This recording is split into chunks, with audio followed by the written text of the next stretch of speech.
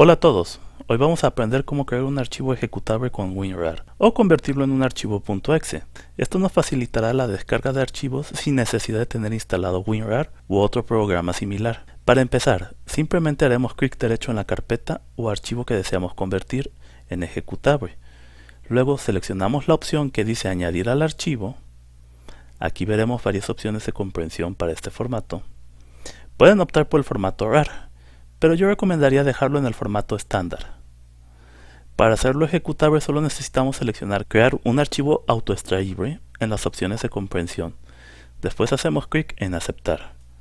Como pueden ver, ahora tenemos un archivo ejecutable listo para usar. Para ejecutarlo simplemente hacemos doble clic y verán que aparece de esta manera. Hacemos clic en extraer y la carpeta que habíamos comprimido se descomprimirá automáticamente.